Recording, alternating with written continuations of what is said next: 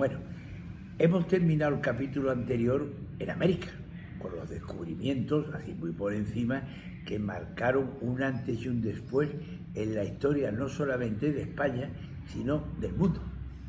Pero ahora vamos a volver a España, a la península, a Castilla, a ver qué pasaba entre tanto. Bueno, entonces nos hemos quedado con los Reyes Católicos, pero claro, resulta que los Reyes Católicos se hacían mayores y la reina Isabel llegó un momento en que, cansada de la vida, hizo un testamento maravilloso que fue un ejemplo de cosa bien hecha, dicho por los notarios más entendidos, y se murió en paz de Dios, con el apelativo de la Católica.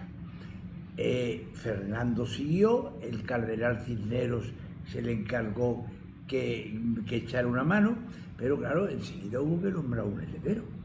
Y entonces en este caso era heredera, que era Juana, la princesa Juana.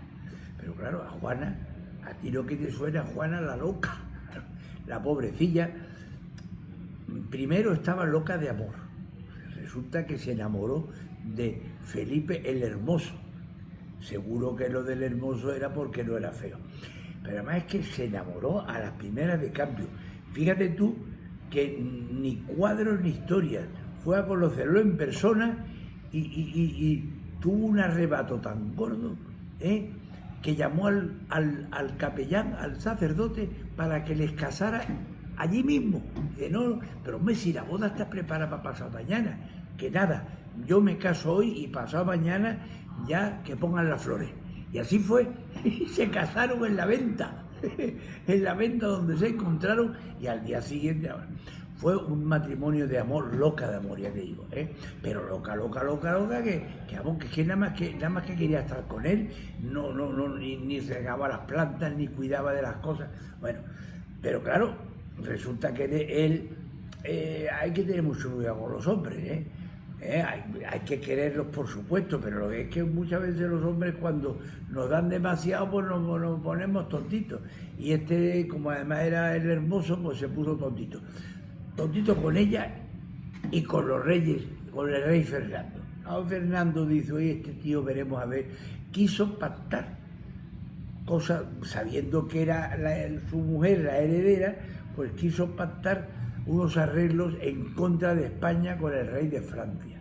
Pero bueno, las cosas que Dios dispone, pese a que estaban locamente enamorados, él jugando un partido de pelota, no sabemos si era pelota vasca, con la mano o con pala o al tenis, sudando después, se dio un vaso de agua helada y le dio un jamacuco que se quedó tieso. Y entonces, adiós la historia de amor. Ella, que estaba loca de amor, se puso después loca de la cabeza, y fíjate tú, acompañó al féretro hasta Granada por todos los caminos, y claro, toda la procesión que iban con ellos hacían noche en los conventos, pero a él, aunque estaba muerto, lo metían en los conventos de hombres, no de mujeres. Ya ves, tú estabas muerto, pero por si acaso. Es que ella era muy celosa y no se fiaba. Y entonces, y ya tardaron no sé cuánto, y cuando llegaron a Granada, vamos, horroroso. A lo que voy, que después de muerto él, ella perdió la cabeza. Y entonces los Reyes Católicos dijeron, pues esta muchacha no está para gobernar el asunto. Y entonces eligieron heredero a nieto, que era Carlos, que estaba el hijo de ellos, de Felipe el Hermoso y Juana la Loca, que había nacido, fíjate tú, en un arrechucho, en un aseo. O sea, estaban en una cena y ella se puso de parto. Ella, por no molestar a Felipe, se metió en el váter, y allí nació el mayor emperador español de todos los tiempos, Carlos I de España y V de Alemania, porque ya había habido 4 anteriores en Alemania. Bueno, y se había criado allí, en Gante, en Utrecht, en los Países Bajos. Y ahora el tío era flamenco, pero no flamenco de flamenquito, sino flamenco, como le llaman a los de ahí, los más sosos de la mano. Pero claro, cuando nombraron heredero, pues con 16 añitos se lo vino para acá. Entonces Carlos I, con 16 años, él se fue rey de España. No, llegó aquí, no sabía español, todos los acompañantes eran flamencos. Bueno, aquí se armó un pitote, mucho cuidado con los comuneros y tal, porque dijeron, no, aquí nosotros preferimos a Juana la loca, que está loca, al niñato este que ha venido rodeado de extranjeros. Pero bueno, Carlos I demostró ser un tío inteligente, aprendió pronto el castellano, quitó rápidamente a los ayudantes y metió a los españoles, aprendió el castellano con acentillo, eso sí, con acentillo holandés, ¿no? Y nombró de secretario a don Francisco de los Cobos, Úbeda, andaluz, en donde se construyó, hay que ir a verlo, un palacio. Ríete tú de... Ojo, era su secretario, no valido, que como veremos después, el secretario es el que le lleva las cosas al rey, que es el que manda. El valido es la persona en la que el rey delega para que haga él lo que quiera, que no tiene nada que ver, ¿eh? Lo del valido, en mi opinión, está muy feo, porque si tú eres rey, para lo bueno y para lo malo, tener un secretario o los que quieras, ¿no? Ahora, ojo con los secretarios, que ahora veremos después con Felipe II, que tuvo un secretario, un tal Antonio Pérez, que le salió rara, pero eso ya lo veremos cuando veremos a Felipe II. Entonces, Carlos I se hizo con el poder. En España, perdón, en América, seguía descubriéndose países, y son países ricos, con mucho oro y mucha plata, y entonces Carlos I, aparte de listo, era como su madre, muy católico.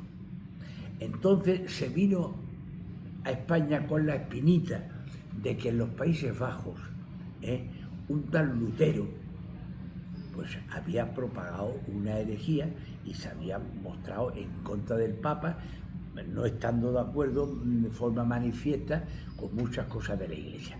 Bien es verdad que la Iglesia pues estaba un poquito descuidadilla, y el clero pues no se comportaba todo lo debido, pero la solución no es decir, pues ala, ¿no? La solución, si tú ves a un cura que no te gusta lo que hace, la solución no es decirle 4 cosas, sino es rezar por él, y si tienes oportunidad de decirle con mucho cariño las cositas que tú ves, pues se le dice, pero con mucho ello, sobre todo rezar, pero no decir, pues yo, me voy, Eso fue lo de Lutero. Entonces, claro, como buen católico, Carlos I hizo 2 cosas, que es a Dios rogando y con el mazo dando.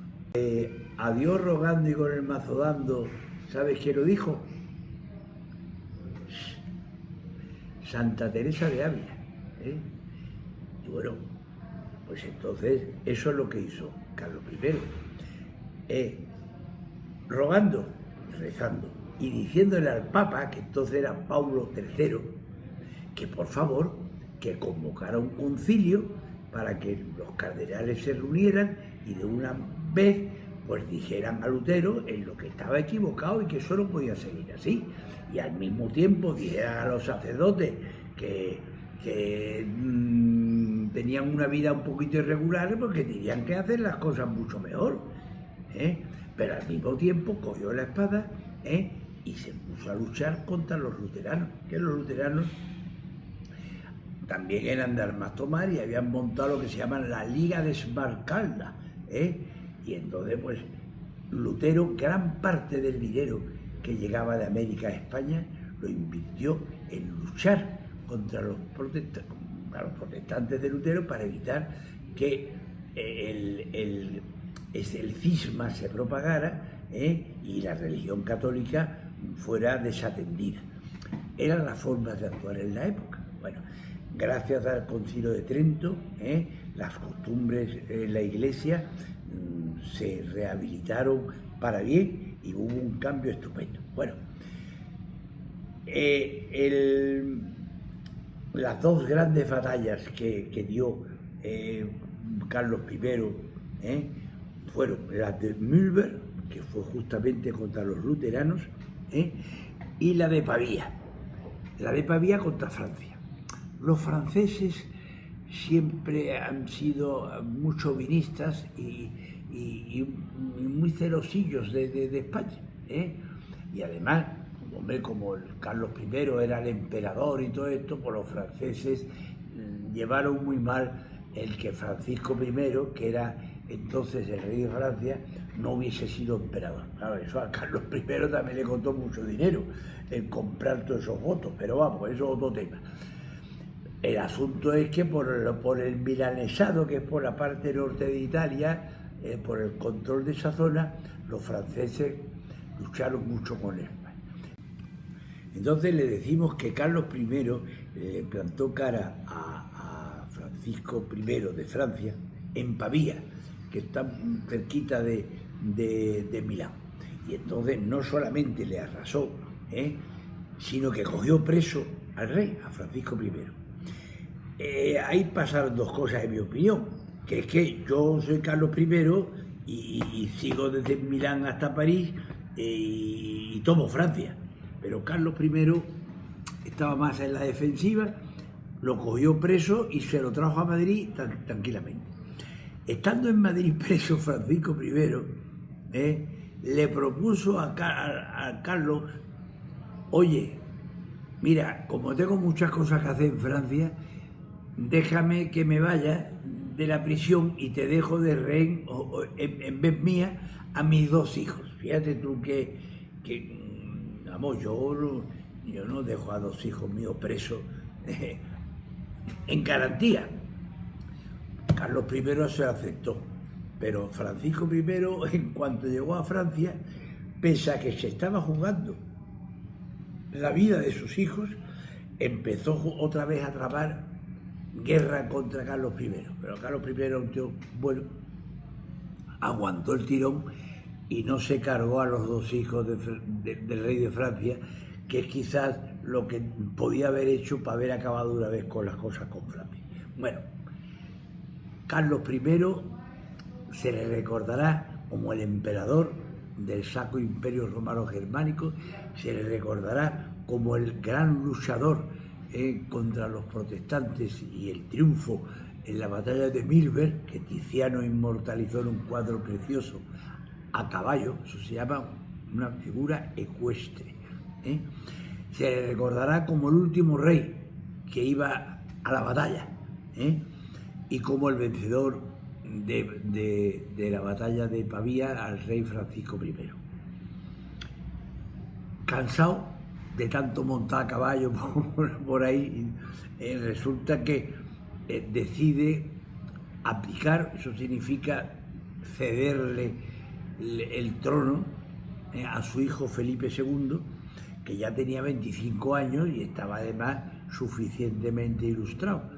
Entonces Carlos I decide pasar los últimos días de su vida rezando para prepararse para buen morir, y decide hacerlo en un sitio tranquilo y muy bonito, en España. Un tío que había recorrido, había pasado la vida por ahí, por Europa, en Yuste. Y entonces, pues, allí se hace construir un monasterio pequeñito, con monjes y unos aposentos muy discretos, con una habitación con un ventanal desde el que se ve el altar mayor, porque él tenía para poder oír misa sin tener que ir andando, porque él tenía la enfermedad llamada la gota, que las piernas no te responden, y tenía que estar con las piernas en alto. Bueno, pues ahí pasó el resto de sus días, y allí quiso conocer allí a su hijo. Vamos, a su hijo, no a Felipe II, ya le conocía y le veo, sino un hijo que había tenido por ahí, que se le llamaban Jeromín, y que se le había dejado educar a unos señores muy amigos suyos que vivían allí en la zona, en Extremadura. Y a Jeromín lo hizo traer para conocerlo, pero nunca le dijo que él era su padre. Pero sin embargo a Felipe II sí le dijo: este es tu hermano y trátalo como un hermano. Sería un digno hermano y un auténtico hijo de su padre, porque sería el que triunfaría posteriormente, como veríamos, en la batalla de Lepanto. Pero eso te lo voy a contar ahora después, cuando hablemos de Felipe II, que fue el que heredó el trono de Carlos I y V de Alemania. Hasta ahora.